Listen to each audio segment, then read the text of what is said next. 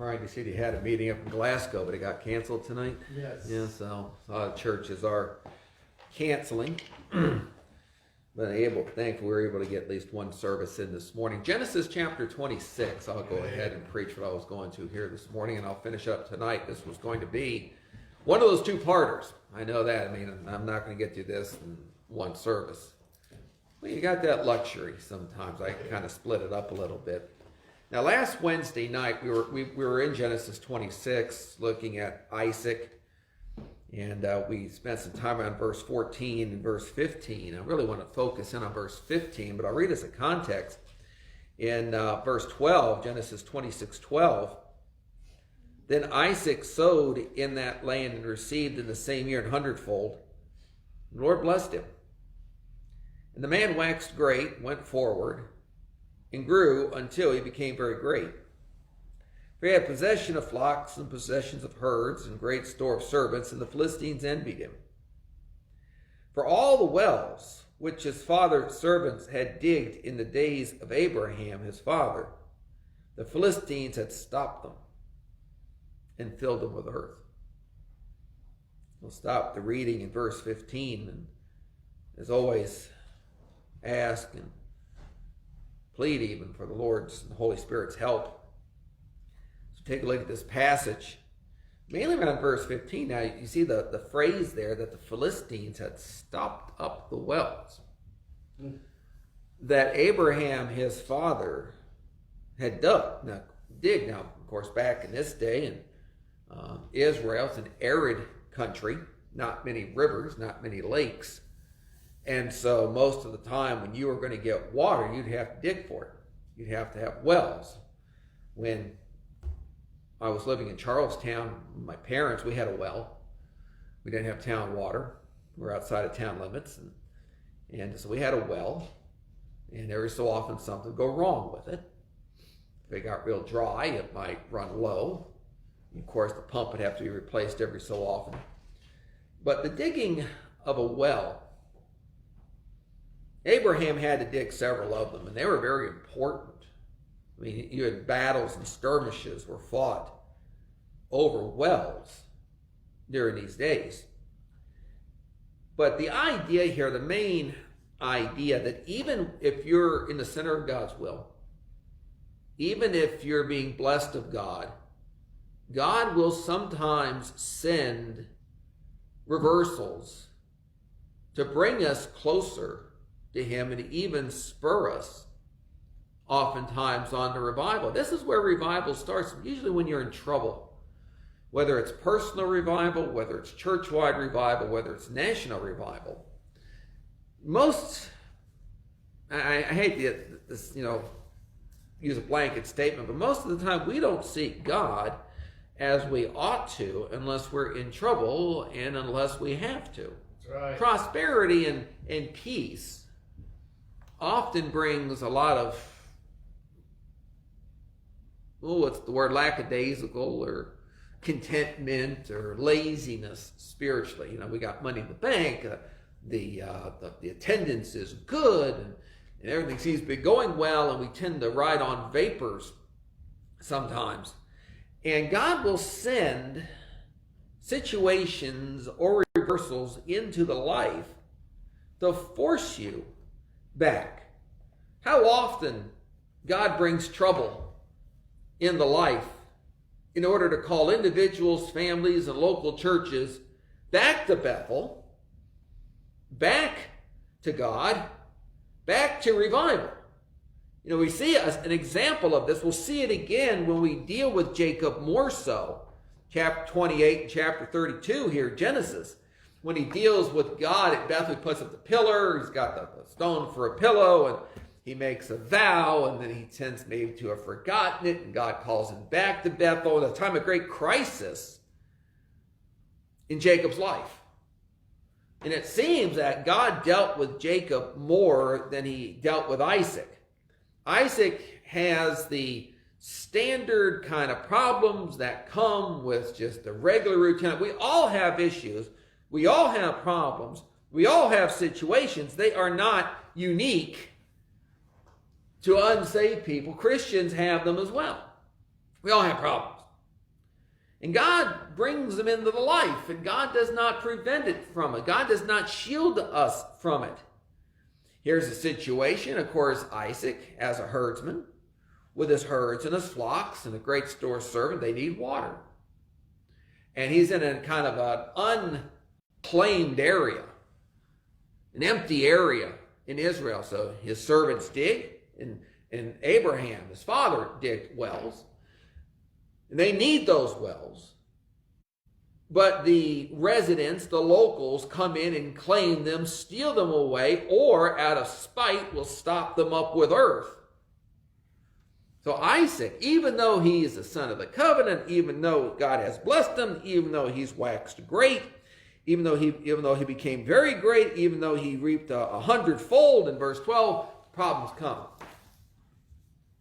Now, when problems come, you can respond one of two ways, either well or badly. You can either be bettered by your problems, or you become bitter through your problems. Sometimes we don't react well. I have a tendency to be a little impatient sometimes. When I've got something planned that doesn't go well, I tend to get frustrated. I'm kind of easily frustrated in that regard. But you have to think at the end of the day it was God's will. But how will I respond to a reversal? How will I respond to an issue? How will I respond when the Philistines are trying to stop up the wells or the avenues of refreshment and blessing in my life? That'll happen. The Philistines, of course, in the passage would be a type of the world, type of the unsaved. And boy, don't the unsaved in the world try to stop up the work of God. I've been preaching on my radio broadcast out of Psalm 2 last couple of weeks, and how the kings of the earth think that by their decree and by their laws and by their politics that they can stop up the millennium, how they can stop up God sending his own son and establishing him as king. They will declare the decree, and they will not have this man roll over us, and they'll get together and they'll take counsel together and do everything they can to try to prevent the most blessed time in human history from being established after the tribulation period. They'll try, man. Bible history over the last 6,000 years has been nothing but a record of man trying to stop up the wells of God to prevent the blessings from the gospel reaching the human race. And a lot of times it's political. It's the kings of the earth. It's those who are in power, those with the money. Because human history is nothing more than man trying to bring in the kingdom which God has said he will bring in. That's right. That's what politics is. Mm-hmm. Every election, this so-and-so politician is going to fight for you. And if you vote for us, there's a chicken in every pot, a car in every garage, and we'll have full employment and inflation will go down and we'll be safer. Of course, it never works that way. Politics is just who can tell the better lie. Yep. And who can persuade more people. And that's what I've been preaching out of Psalm 2. And that's the Philistines doing that. Our fathers spiritually digged many great wells in church history with revival and awakenings and doing great things for God with the First and the Second Great Awakening and the foreign missionary movement and the Reformation and all these things. And then the Philistines come along and try to stop them. We tried to get the spiritual benefits and blessings that our fathers left for us. And then the world comes along and says, well, don't you know that George Washington owned slaves? He's canceled. They try to they run everybody down to try to destroy everybody. We have to deal with that. Now, how are we going to respond when times come, when it becomes more personal and it really hits home?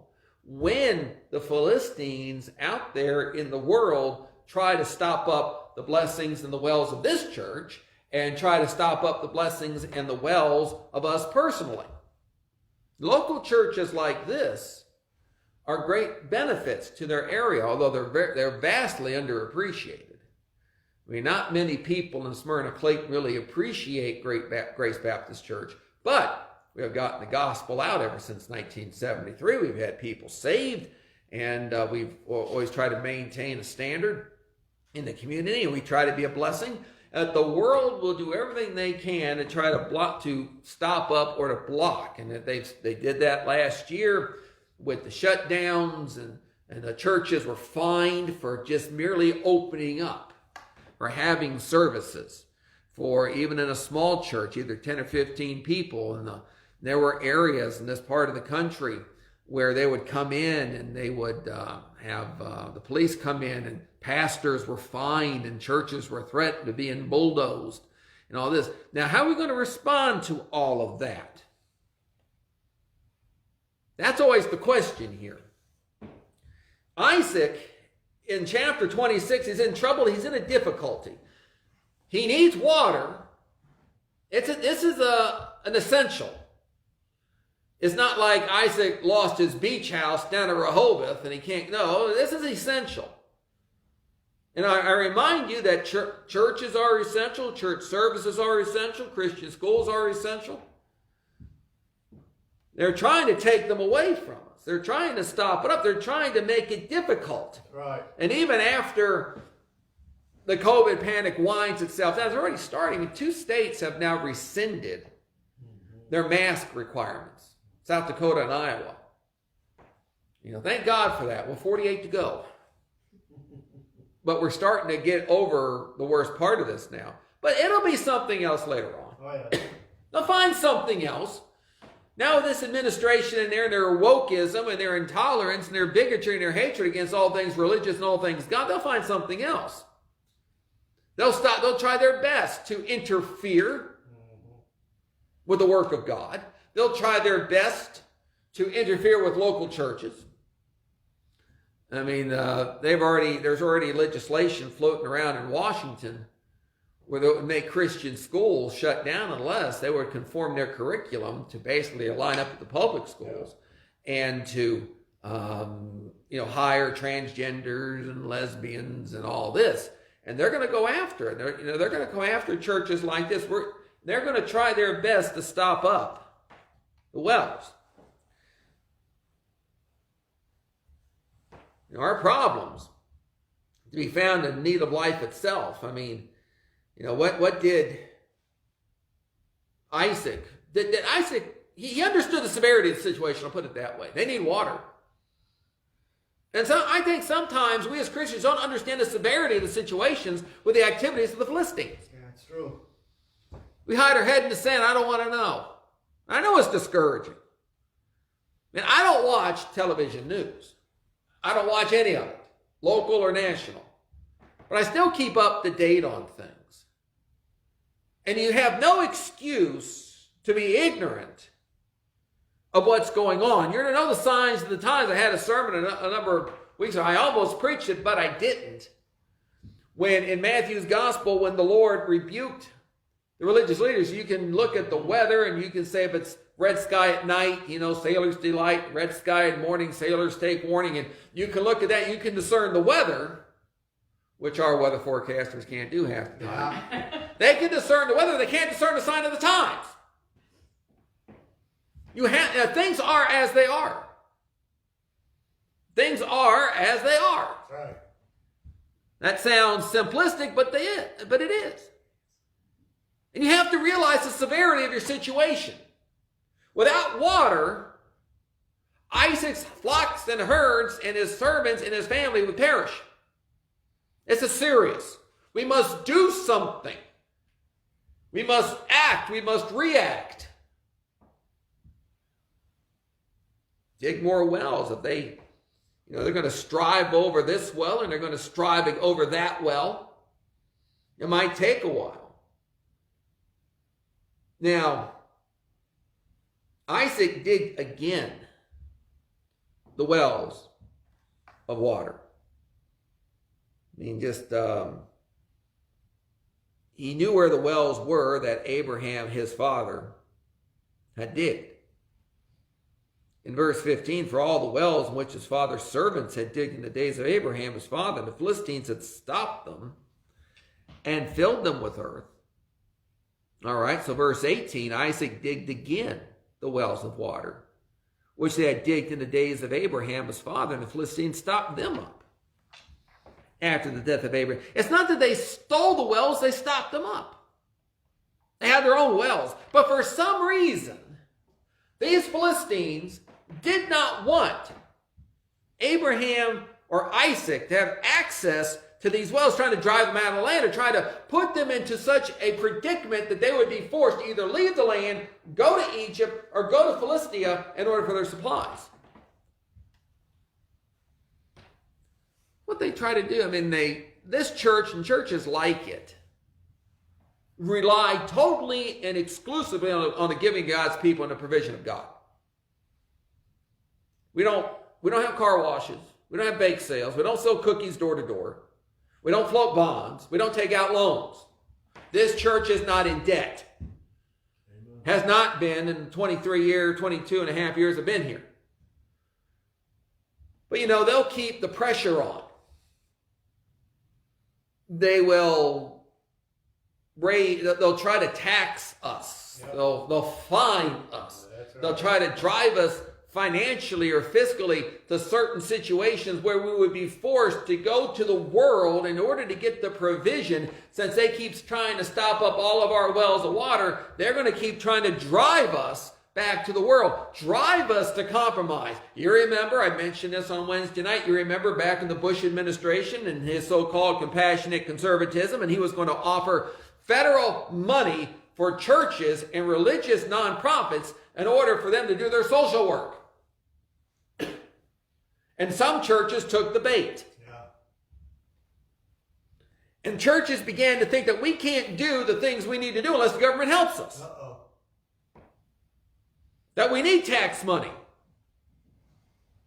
Or that we even need our 501(c)(3) tax exemption. This church would go on if we lost our tax exemption. Amen. If we had to pay taxes on the property, we'll do it.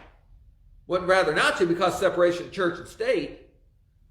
Or what the Philistines will try to do, like right now, as it's been for the last year, our attendance has been way down because of the COVID. Folks are still reluctant to attend church services, so our attendance has been down, and therefore you would expect the finances to be down. And so what you need is a church growth program. Only $249. They'll send you, a couple of notebooks, and you can go to the seminar. And here is how you build a church in the midst of a pandemic. And here are the church growth strategies you use. And I've mentioned how many times over the years I've gotten these things for Sunday school programs to try to grow our church. The Andy Griffith Sunday School curriculum, where they would send me DVDs of clips from the Andy Griffith show. And I'm supposed to use these in Sunday school because it's relevant and people can relate to it. And it's only, $79. And then you get another one, and they keep sending you all this stuff. You got to use the world's methods. No, we have a man in a pulpit teaching from the Word of God, which got Brother Tim doing right now, going to Colossians. That works. I don't need to go to the Philistines. That's right. For the finances. I don't need to go to the Philistines for church growth. I don't need to go to the Philistines for assistance in pastoring this church, even though they're trying to corner us and trying to get us into a situation where we have to throw up our hands and compromise and rely on worldly methods. You got to relax the standards. You got to loosen up the music. You got to put drum set on the platform. That's what they're trying to get us to do. And the last year has been a perfect opportunity with a lot of churches suffering. Some churches didn't make it through the shutdown. Some churches didn't make it with the reduced attendance, and some churches didn't make it with the reduced offerings. Our wells were stopped up. We went 9 weeks without a public service, and it hurt us because some folks have not been able to be out in church since. It hurt us. We were doing pretty well. Our attendance was improving, bouncing back. In first part of March. we had some folks coming and looked like we were kind of beginning to rebound a little bit with our attendance. And then the shutdown, we didn't know how bad it was back in March. Nobody knew how bad it was. So out of abundance of caution, we could have stayed open. Our attendance was such that we weren't under the mandates, but just out of abundance of caution, we shut down. Just in case, just to be safe. And it did hurt us. Now, do we recognize really what the Philistines are trying to do? Do we really need that? What does Isaac do? Isaac goes back to the wells that his father dug. Now, they did find a new well in verse 19. But in verse 20, here they come again. The herdsmen of Gerar this time, not the Philistines, but verse 20 they strove. And they dug another well in verse 21. And they strove against that. And then they dug another one in verse 22. That time they didn't strive against it. But initially, Isaac is going back in verse 18 to the wells his father dug.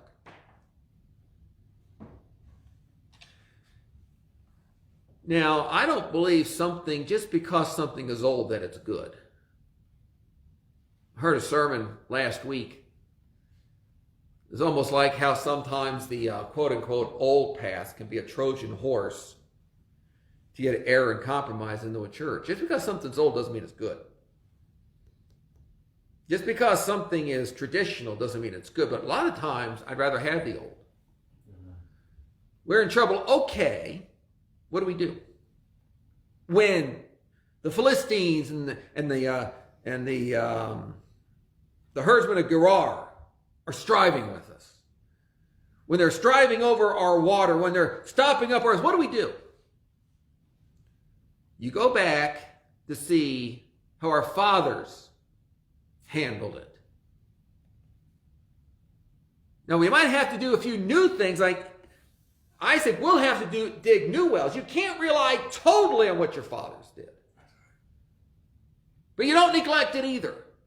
That's why you read biographies. That's why you read church histories. We're not the first generation to have a problem. Other generations had it harder than we did. Other generations, they were burning people at stake. Now, we've had some hassle from the government, but we're not at that point yet. But there have been times, like right after the American Revolution, right after the American Civil War, when this country went into a spiritual funk. The 1780s in this country were horrible, spiritually speaking. It seemed like in most college campuses, every other student was either an infidel or a skeptic or an atheist. This is right after the First Great Awakening. This is right after the American Revolution. Then after the Civil War, you read about the great revivals in both of the armies, Confederate and Union armies in the Civil War. The 1870s were horrible, spiritually. We just went right off the cliff. We've been there before. Just like today, there's no interest in a traditional Bible preaching, quote-unquote, old-fashioned kind of a church. The mega churches can get people come in with no standards, no preaching, weak Bibles. But we've been here before. Now, how do we handle it? You read about the 1780s. You read about the 1870s in this country. Even the times before the First Great Awakening. Colonial periods, early 1700s were not good. A lot of indifference, a lot of skepticism, a lot of infidelity. So how did our fathers handle it? How did the preachers back then? How did the churches back then? They just continued digging wells. They just continued preaching. They just continued standing. They just continued ministry. Regardless of how many people were interested, regardless of how many people weren't interested, regardless of what their attendance was, regardless of what the income is, that's what they did. Now we take that, we go back to the wells of our fathers, and we say, okay, that's what they did. Now what do we do in our day? Do we have to dig any new wells? Do we have to change anything we're doing? Do we have to change our position? Do we have to change are we doing something right? Are we doing something wrong? I mean, these are good questions to ask. I mean, Isaac, he went back to the wells of his father, but he had to dig new ones too. We might have to do some things our fathers didn't do. And our generation is unique with the social media and with the big tech and the surveillance state and the internet and everything. You're being monitored, and they've got files on you, and they know how much you're worth. They can cut you off and just by hitting a few buttons on a keypad. Yep. There will be some other things that we might have to do. But unfortunately, in times of distress, we tend to dig new wells. What fascinates me is that some churches, they'll turn to new Bibles. They think they have to dig a new well with a new Bible. I was seeing something about John MacArthur's ministry out there in California, and that man's got a cult following. John MacArthur, Grace Community Church. He's got a cult following. It's worse than the Hiles cult. It's worse than the Ruckman following. It's worse than anything. John MacArthur, he's very suave, very smooth. I've read some of his commentaries. I had a study Bible once. He's just bland. Not much depth, I always thought. But of course, he's never been a friend of the King James. Never have. He will not put any of his material into King James. He hates it. Right. Well, he's having a Shepherd's Conference, I think, coming up. That's kind of like Hiles Pastor School. Something similar. And they're giving all the attendees now what's called the Legacy Standard Bible. It's a revamp of the old New American Standard. They updated it. They revamped it. They put it in a nice, pretty leather cover. And this is going to be the next attempt to redig a well that doesn't need to be redug by giving us a new Bible version that we don't need, we didn't ask for, that's not going to work, that's untried, untested, but MacArthur is going to start pushing this, and so will his sycophants start pushing it, like they tried to push the Holman Standard Bible, which they tried to push the English Standard Bible. Every couple of years they hatch a new well, they dig a new well. Look, we found water. We found something here that's going to help us. Oh, it's not from what our fathers dug, but this is a new Bible, it's a new idea, it's a new translation. This is what we need to bring revival back to our churches. This is what we need to revive our churches, this new, untested, untried well of water.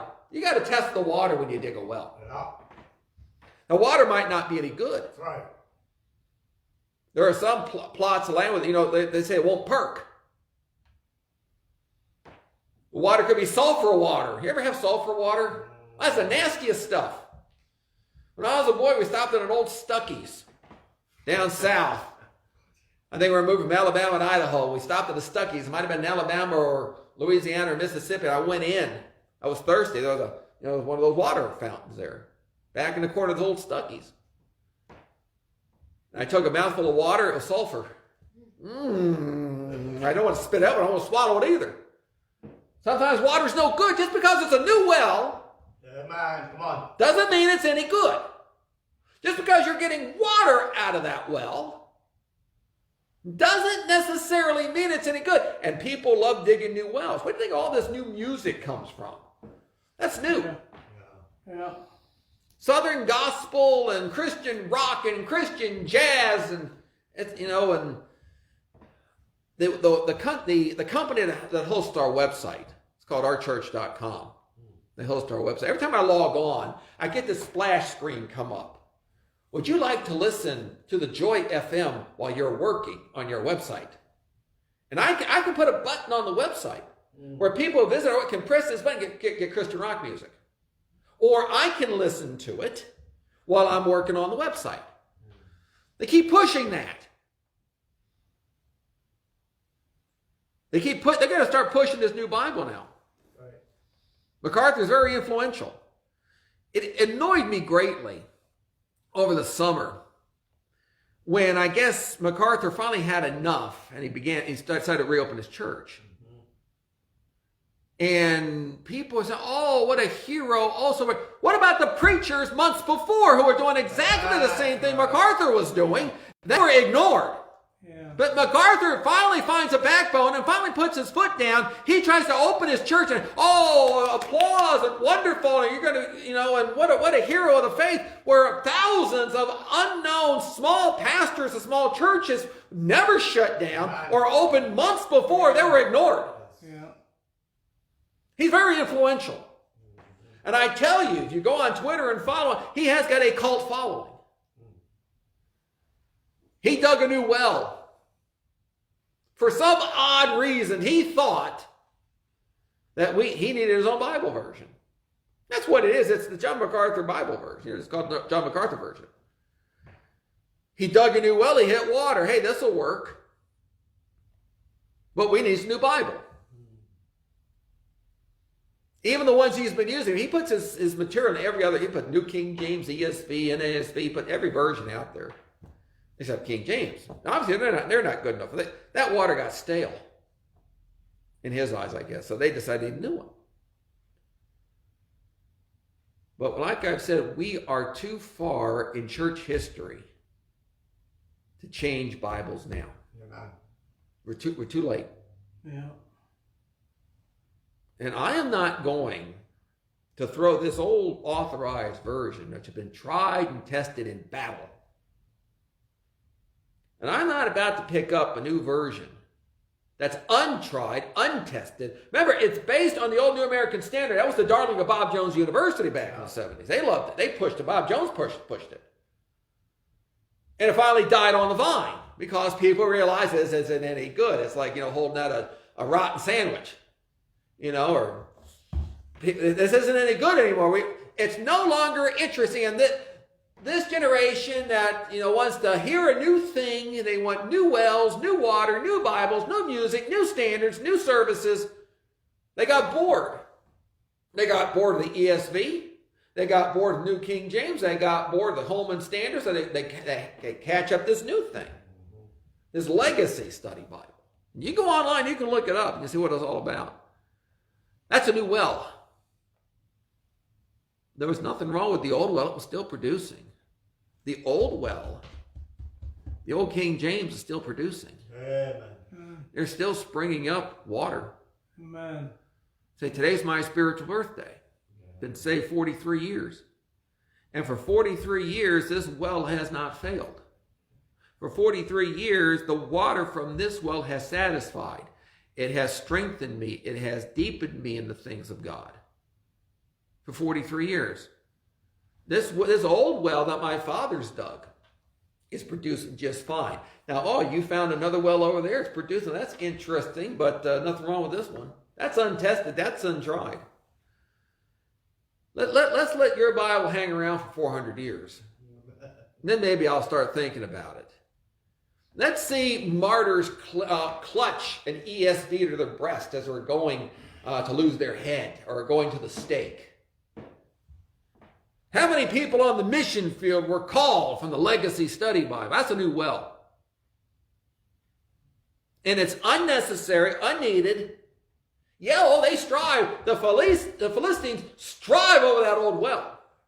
They attack us. They mock us. I mean, if you've got clothing standards, if you've got dress standards, if you've got hair standards, if you have family standards, if you believe in biblical law, if you believe in principles of the law, and if you believe that you ought not to use fermented wine in Lord's Supper, you will be attacked by the Philistines, and the herdsmen of Gerar will strive with you. They're going after the fundamental. Now, I know modern day fundamentalism isn't worth two nickels rubbed together. I understand that. I mean, there are two branches of fundamentalism. One is the old historic movement, embodied Bob Jones and the FBF and non-denominational or trans-denominational fundamentalism. That died back in the 90s. It's dead. It's new evangelical now. The new version of fundamentalism is Jack Hyles, Sword of the Lord, John Hamlin, Curtis Hudson, Sheldon Smith. That's the new version of fundamentalism. It's the John R. Rice wing of it. And they're different.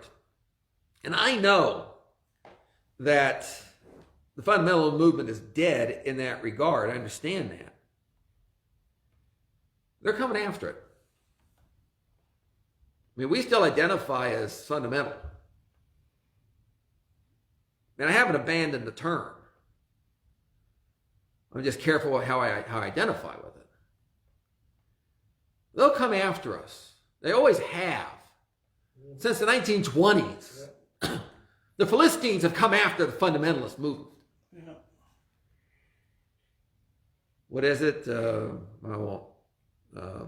They say that they're hicks and hillbillies and anti-intellectual and legalists and child molestation in all the churches and all sorts of sin in the churches and pig-headed and stubborn.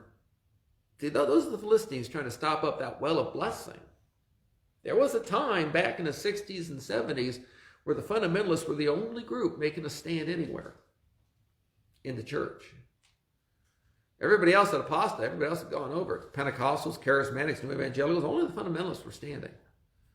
And they were a blessing. In the 1980s, they were still a blessing. But then the Philistines came along and managed to stop up those wells, put in the dirt, in the earth, and the mud of the contemporary movements. And so in that sense, they almost had to dig a new well. We needed something else. We couldn't go back to that well. It had been polluted. So we needed to dig. And I think that something would arise from the ashes of the fundamentalist movement. A new remnant movement for the last days. I don't know what it'll be called. I don't know what it'll look like. I don't know who would head it up. But there would be something arise from the ashes, from that old well. That well's no good anymore. The well's been stopped up. So in that sense, we need to find a new way. We need to find a new identification. We need to find a new way of thinking, how to identify ourselves. Maybe we're not going to have a big movement anymore. Maybe we're not going to have national conferences of this movement anymore. Maybe it's just going to be a man here and a man there and a man there and a man there and a man there and a man there, scattered all over the place. There'll be some fellowship and there'll be some communion between us, but it's going to be a disorganized, uncentralized, decentralized movement. And if that's the case, let's get our shovels out and start digging that well. A remnant group that is going to start standing for what's right when everybody else, the Philistines and the herdsmen of Gerar, are stopping up wells left and right and digging new wells with questionable water left and right. We are going to have to start digging a few new wells if we're going to be helped, if we're going to be encouraged, if we're going to be blessed, we're going to go on. Now I'm going to stop it there, right there.